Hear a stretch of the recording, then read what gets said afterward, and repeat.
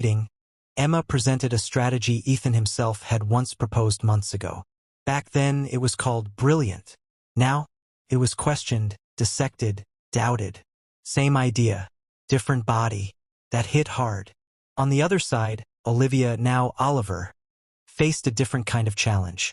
Yes, respect came easier, but so did isolation. Vulnerability felt forbidden.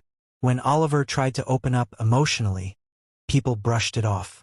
Man up. Don't overthink it. The world expected strength, not honesty. And that was new. Relationships started shifting too. Couples who once argued about who has it harder now sat in silence, realizing neither had truly understood the other. Parents saw their children differently. Friends apologized for things they didn't even realize they'd done.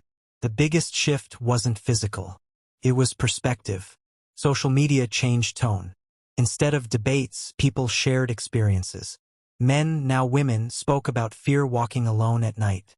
Women, now men, talked about emotional suppression and pressure to succeed.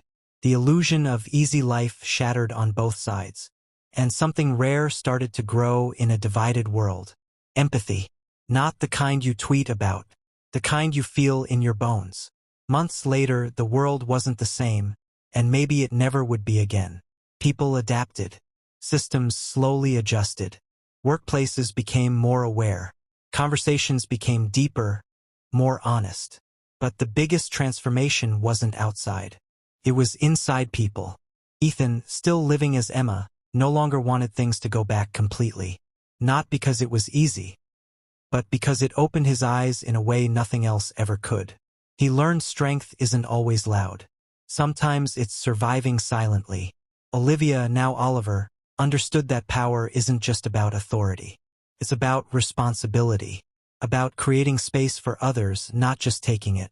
Then, just as suddenly as it began, it reversed. One morning, the world snapped back. Bodies returned. Voices reset. Reflections made sense again. But something didn't go back. The mindset. Men remembered what it felt like to be unheard. Women remembered what it felt like to be expected to carry everything. And for the first time in history, both sides knew.